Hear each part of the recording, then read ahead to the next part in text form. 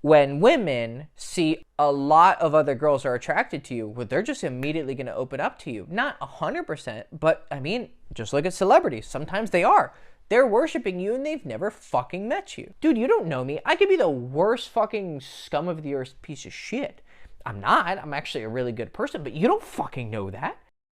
So why is social status so attractive to women or people in general? You know, why does fame have such a strong effect on the way people treat you? I mean, you can find videos on YouTube of people going around pretending to be famous. So they'll just hire like a bunch of people to pretend to be paparazzi or bodyguards. And people will just immediately go up to them and be like, who are you? Like, what's up? And they want a picture and they have no idea who the fuck this person is, right? So it has a very profound psychological effect on people. And it also has a strong psychological effect on women. I mean, you know, if you want to get a lot of girls, one of the, you know, well, not easy way to do it, but one of like the shortcuts is to just be famous, right?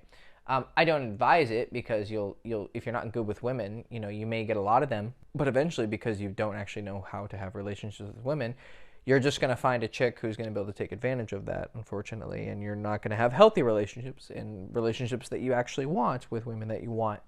But it does get you laid a lot, and obviously a lot of famous guys use this and they get a lot of sex. But why? What is it about the fame that makes us so crazy and makes people like worship celebrities? Like, yeah, that person makes nice songs, you know, they make funny little doot beats like beats, and they have a pretty voice. But what the fuck are they actually doing that's of value? Not really a lot. Well, they inspire me. It's like, okay, that's nice. But, you know, why are you worshiping this person, right? Because fame triggers something inside of people that, okay, basically it does this. It uses something called social proof. The fundamentals, which I'll explain what that means, of people who are famous kind of force us to, not force us, they pressure us to reconsider the value of this person in relation to ourselves, and then just good old pressure of other people, right? So we want to generally be approved of by a majority, and so we're going to usually follow the majority. Now, there are usually multiple anyway, I'm getting carried away. I'll get to the details a little bit later. But yeah, it's basically using this thing called social proof. It pressures us because of their behaviors, and then we get pressured by the population of people who are worshiping them, and it kind of pushes us to agree with their assessment of this person, which is to worship them. Okay, so what is the most important one is social proof. Or when it comes to women, it's called preselection, right? So it works like this. All right, you go and talk to a girl, and in order to get to know you, she's going to have to, you know, go on 1, 2, 3 dates with you just to get, you know, a good first impression. If you're really good at expressing yourself and showing who you are and getting to know people, you can really get to know someone in just one date. And after that one date, you know, they're willing to have sex with you because you are able to elicit this level of openness and vulnerability, but also sexuality and charisma and humor and whatever it is that makes you an interesting person. Some people are funny, some people are just really sexy, some people are mysterious, whatever. And if you have that skill, you can do it really fast. But for the most part, most people are not very good with people. They don't have good social skills. So for most people, in order to get to know you, they have to spend a lot of time with you and build a bond with you. Well, that takes time and it takes effort. But one way that we can cut through a lot of that effort is, here's one example. If you have a friend that you've spent a lot of time getting to know and you trust them and enjoy them and are comfortable around them, and they introduce you to someone, a third person, you're going to be much more likely to accept that person on a, you know, you're not going to immediately say they're your best friend, but I don't know, sometimes I've met friends of friends and I'm just immediately like, yeah, we click, cool, da-da-da. And they would end up not really being a person that I was really down with, but because of that pressure of that person, I just immediately was like, okay, I approve of my friend and my friend approves of them. So then I therefore, by the transitive property, approve of them, right? So social proof is you have proof that you are someone worth being friends with. Or in the case of a mass appeal, you know, where people are looking up to you as a really important person, whether, just in your, at your weekly volleyball club, like they see that everyone pays attention to you. You may not be the best player, but you're popular because of this reason, or you're just a cool guy, or you're charismatic, or you're the guy who's really good at volleyball. So you have that value of showing everyone, you're the captain, you're in charge, you're leading, you have leadership qualities. So it can be on a small level. It can be on like you're the cool guy in your school, or it could be on like a city level, like you're the guy who knows everyone in the city, you got all the connections. It can be on a national level, like you're a national celebrity, but no one really knows you outside, but within your nation, you're, the fucking big cheese. Or on a global level, right? You're a president, you're a prime minister, you're a world touring musician, rock artist, whatever. There's different levels to it, but it's all operating on the same principle of there are other people who approve of you, therefore I'm going to naturally approve of you, but most especially if the people who are approving you are also similar to me or I know them, right? So popularity, fame, social status, however you want to put it, on whatever level of the spectrum, when women see other people being attracted to you, it's called social proof.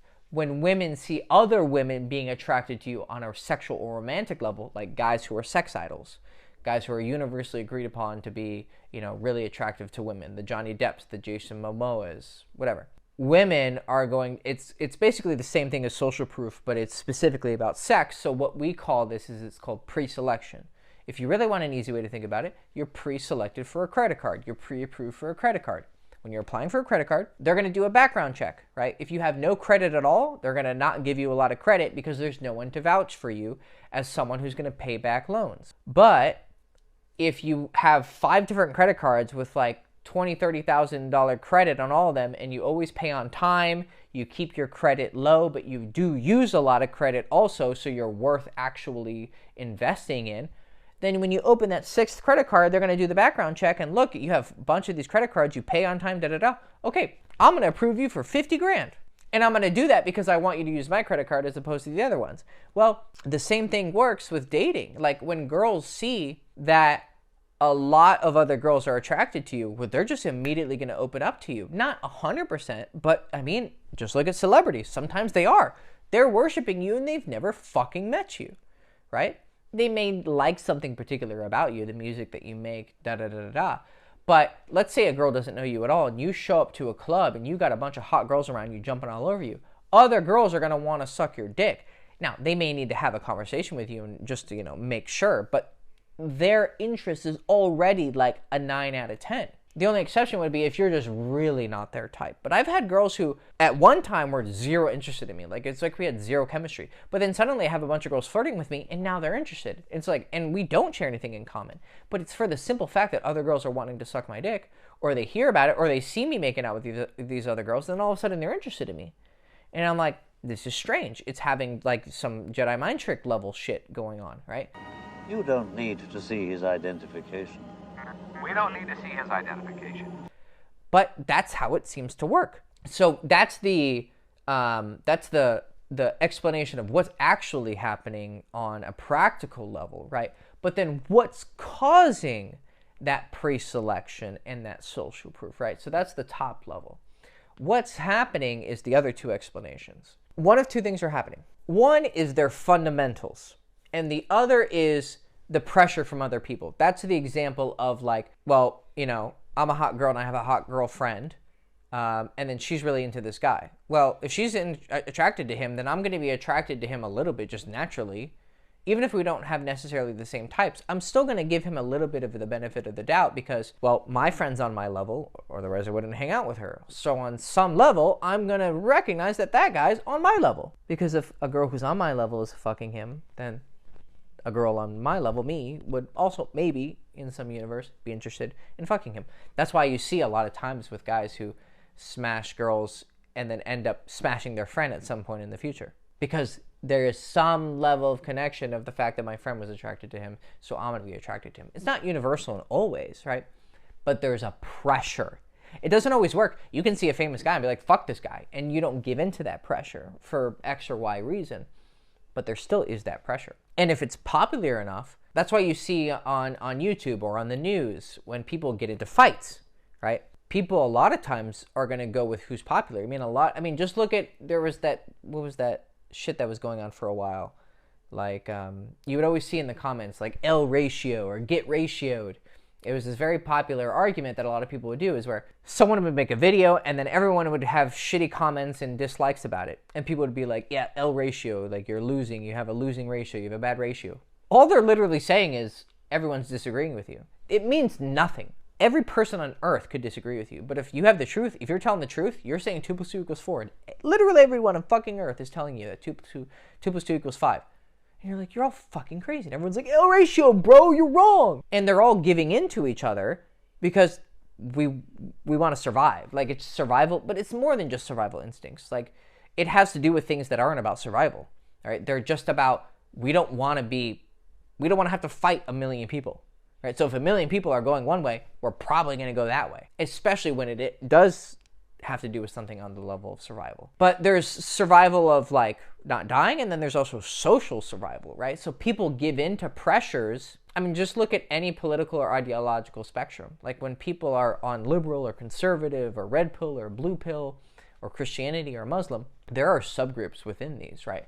But generally, if someone is in your group, you're more likely to agree with them because you're going to spend time with people who have those values because you have those values, and so you want to be generally accepted and respected within those groups, so you're going to naturally feel a pressure to agree with them. Not always, and the more independent of a thinker you are, the less you're going to fall into that.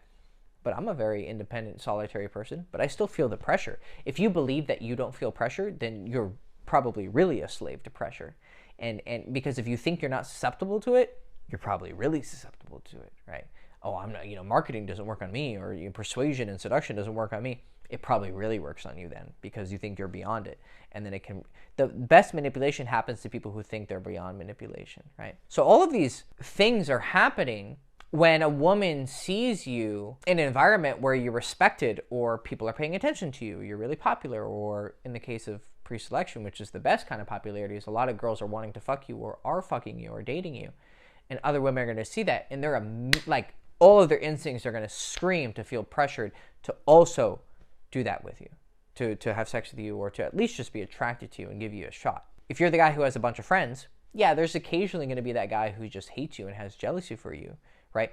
But most of the reason why he has jealousy for you and that hate for you is because he feels pressured, and then he resists that pressure, right? So he's not beyond the pressure, he's just resisting it, and then other people are going to give into it. Now, I'm not saying any of this is moral or correct, I'm just explaining a phenomenon that happens, right? Obviously, there's a whole nother level of, like, is their fame earned? Are they actually a virtuous person? People get into trouble when they follow this pressure. But they also sometimes resist the pressure just because they feel the pressure, but really, that person would be really cool to be around, or really, that guy would actually be a really good match for her. But then she resists it because she doesn't want to give in to right? There's whole other layers to this. But I'm just explaining the dynamic itself. I'm not really, it's a whole another 5-hour video to discuss the details of whether, it's moral or not. So that's the peer pressure part. But then here's the fundamentals part. And this is the part that not a lot of people think about. When you spend a lot of time being popular and having people pay attention to you and people respect your opinion, and you're going to start acting in ways that signal you are the shit, right? This is why you see a lot of celebrities or people who are famous. This is why you see people who are famous on YouTube for playing video games, right? And then they get really famous and they start streaming. And then people just start following them for everything. Like, this person will sit around and react to videos or give debates on shit. And it's like, this person has no fucking qualifications or credentials, or even if they're not formally educated in an X or Y subject, they're just not very wise or smart. But because they have 5 million, 10 million, 50 million, 100 million followers, whatever, everyone just suddenly worships their opinion. And they worship it. I mean, these people, like, spend hours and hours and hours and hours and hours watching this motherfucker. Well, it's because they've built up this level of camaraderie with this person they've never fucking met. Like, you have no idea this person could be the biggest fucking piece of shit. And this even happens to me on a small level. Like, I'm not even anywhere near as famous as these people, right? I'm like the cool kid in one high school class level famous, right? It's not even using famous would be a arrogant word to use, right? But I do have some people sometimes messaging me like, hey man, I really love the work that you do, and dude, you don't know me. I could be the worst fucking scum of the earth piece of shit. I'm not. I'm actually a really good person, but you don't fucking know that, right? And you shouldn't assume I'm this really great person. If you see people, you should get what you could probably get something from them, like I offer a service, right? And I have expertise, but you don't know that. You need to go out and try what I'm saying. You need to see if I really know what the fuck I'm talking about. So take my advice and go and apply it. Or if you see that it melds with what you know, then you need to be like, okay, I see some symmetry between our ideas, so therefore, I approve of that. So then you're a person who has authority, But what happens is, these people who become hot shit, sometimes you spend so much time, sniffing your own farts and having other people tell you that your farts are amazing, that you start to truly believe you're the shit. Well, what happens is your behaviors start reflecting that. So you start walking around like you're the absolute fucking shit. Well, guess what? It seems really arrogant and will watch people from a distance be like, yeah, the person thinks you're hot shit and da-da-da. But if you were around them, I guarantee it would actually have a lot more effect on you than you're willing to admit. Because they would it's called frame. Like their frame would be so strong, their self-belief that they are the shit would be so strong, you would get pulled into it unless you have the ability to step back and not get pulled into it. That's why a lot of women are really attracted to these people, because they get around them and all of a sudden they feel this from a YouTube video or on a movie, yeah, they're charismatic, but da-da-da, but then you're around them and they just have this draw. Well, it's because they've spent so long, like I said, sniffing their own farts. They actually believe that everything they do is fucking awesome and magical, right? And even if they're really humble, they can be the most humble celebrity, but they're still a celebrity. And they really walk around like they know it, even if it's that quiet confidence. They've gotten women have literally offered to worship their cock 24/7 and leave their husbands and family for them. When you see that happen to you, it fucking has an effect on you. That's why, a lot of guys, especially these red pill guys, who really get mad at all these really beautiful women, oh, you take advantage, and be like, if you were in their position, you were a really hot 22-year-old girl who looks like that, and you have 1 million followers on Instagram, holy shit. Dude, you would be just as bad or worse than her, right? You should just be happy that she's not a psychopath, because what that does to a person's reality is fucking insane. You have no conception of it until you have at least a little bit of taste of popularity. Power fucking corrupts, right? And it corrupts their behavior, and they start to really the way that they speak, the way that they talk. It does come off charismatic because they just believe what they're saying. Now, it could be total bullshit. They could be the scum of the earth, and when they're taking their last breath, all that fame isn't going to mean shit, and they're going to die just like every other fucking peasant, screaming and kicking. But it's going to affect their life right now, and it's going to affect the way that they come off, and the way that they talk to you, and the way that they walk, and the way that they think. It's going to have a very strong gravitational pull. So when I talk about fundamentals, what I mean is the way you talk, the way you speak, the way you look, your facial expressions. If you were to disrespect them, they'd be they would just be like, oh, this peasant, I'm above you. Is this some sort of peasant joke that I'm too rich to understand? And people do it all the time. You do it all the time. You just do it on a small scale. You ever gotten attention from someone, a lot of attention, and you're the center of attention, just for, could be something stupid at a birthday party, and everyone's looking at you while you tell a story. Watch yourself when you're in these situations. You start to kind of puff up a little bit. Everyone's paying attention to me. I'm the shit. If you don't think you've done it, then you've really done it. You're probably the biggest piece of shit when it comes to getting power. You're so easily corrupted. If you don't believe you're corruptible, you're very easily corrupted. So that's what happens is people, they change their behaviors, and it has an effect on the world around them. And women are really, really, really, really, really attracted to it, because it's behavior of someone who's signaling that they're high value. But where the trouble gets in is that this guy plays this huge charade of he's this amazing person. He's toured around the world. He's a famous musician, but he has no value as a human being at all. And so after the charade falls, and you see that this person has no internal intrinsic value, then the house of cards comes falling down, right? But that's a whole nother discussion. I'm just talking to you about why social status gets women's pussy wet, or why it gets you a lot of friends. It's because it changes your fundamentals and from pressure from the outside, and then these two things work together and then create that social proof thing or preselection that I talked about. where people just see that you're famous or you're popular or just the cool guy in the class, and they just get pushed into it. And then they get pulled into it by that person's behaviors as well. Should you become high status? You know, well, you can learn all of these fundamentals without becoming popular at all. You could be totally unknown, but be a great seducer and have women just flock to fuck you. Because you learn the fundamentals of a famous person, right? And that's what we teach on this channel. I want to teach you how to become that level of charismatic and sexy without having to, you know, become a world famous, you know, DJ or model or actor or whatever, right? You're just a normal dude, but who has the charismatic power of someone who's really famous. And you probably shouldn't become famous because you'll probably go fucking crazy, and it'll get to your head. So just be a normal person who has seductive, communicative, charismatic relationship skills. So yeah, that's why social status is attractive. Pretty comprehensive explanation. If you want to actually learn more about the effects that this can have on people and a really like down to earth example of it, I have my college book. It's in the description, called King of College. I'm working on a second edition because I kind of want to clean up some of the moral shit in there. Because I was a bit of an asshole. Not that bad, but there were some asshole things that I said, you know, and I was really cocky, and maybe some of the advice in the book, you know, was a little bit too like swag, you know, drag your dick around and flop it on the table like a big badass.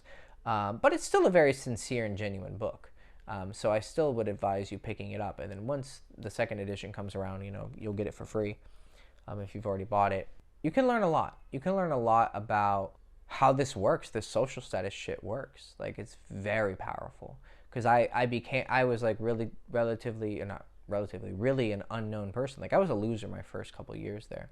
I remember that one of the best instances was this girl that was from like my area in high school. And when we met my freshman year, like, she thought I was such a loser.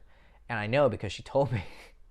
And then it was like my 5th year, I was working at the bar, and she like came up to me, and she was like, she was just a pretty chick, and she walked up to me and she's like, "Hey, Hector." And I was like, "Hey, what's up?" You know, I'm just bartending. She's like, "How are you?" And she just gave me this look like, "Who's this guy?" I dramatically changed from like my freshman year.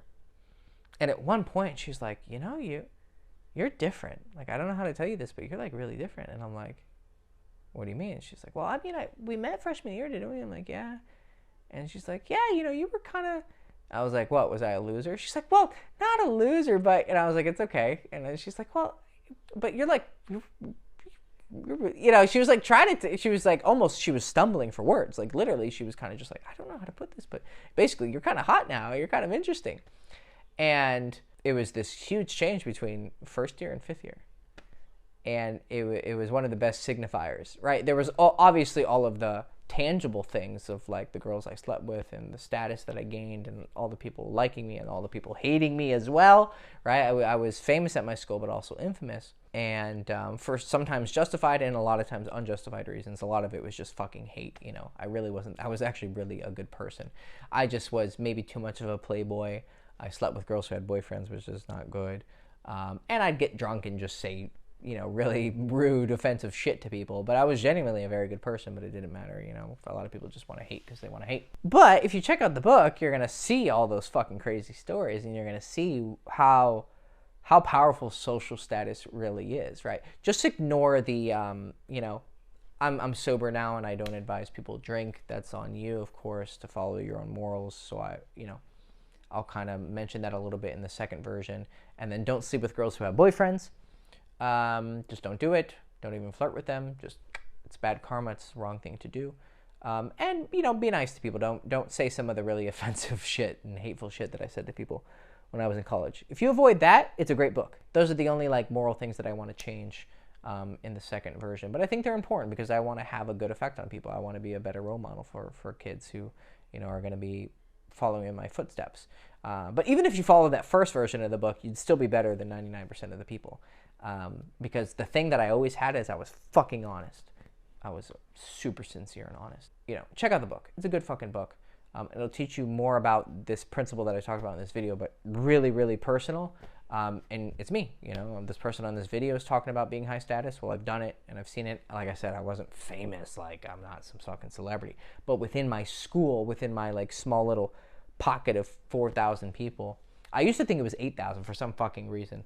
But it was actually 4,000. I looked up the population. It was a really small school. And so it was like almost like a high school experience, but just a little bit bigger. So I really got to see the effects of being high status in this very enclosed kind of echo chamber. So check it out. It's in the description below, King of College. You can also check out my day game course. Day game is basically walk up to girls on the street and learn how to talk to them. Talk to them for 5 minutes, get their phone number. It's the best way to meet girls, because this whole status thing takes a long time. It takes years to cultivate like a reputation and status. So talking to girls just out in the day, I think it's the best way to meet girls. It's the one that I advise. So you can check that out. It's called Meet Girls Everywhere. It's in the description. Also, I have a texting book called What She Really Means. It's in the description. Obviously, you're going to be texting girls no matter who it is. A girl you just met at the street, at a party, at a bar, a club, or your girlfriend. You're going to be texting them, or online dating, right? So you need to learn how to text. It's a skill that most guys absolutely fucking suck dick at. And I teach you how to do it very, very, very in depth. I have like over 150 screenshots from not just me, but tons of other people with tons of examples. So check that out. And then if you're interested in one-on-one coaching, there's a consultation page in the description you can sign up for. And we can chat for 10 minutes and see if coaching is right for you. It's expensive. I'll just tell you up front. For a 12-week, 12-hour program, it's $4,000. For 5 weeks, it's $2,000. For 1 hour, it's $527. Expensive. So, it's a luxury service. Some of you might be like, "What the fuck?" Be like, "Well, it's a luxury service. It's not like I'm holding food at hostage for $500 a potato, right? It's a luxury service, but it's one of probably the best in the world, to be completely honest, when it comes to teaching you. But you don't have to believe me, right?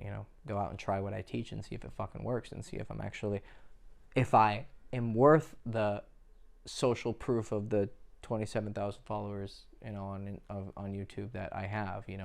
Is that really backed up by genuine value? Well, go out and try the things that I'm teaching you and see if they're of genuine value. If they're not, then fuck me. All right. So, anyways, Hector Castillo, girlschase.com. Hope you enjoyed the video. Please like, subscribe, ring the bell, give me all your fucking money, and go fuck yourself. I love you. Ciao.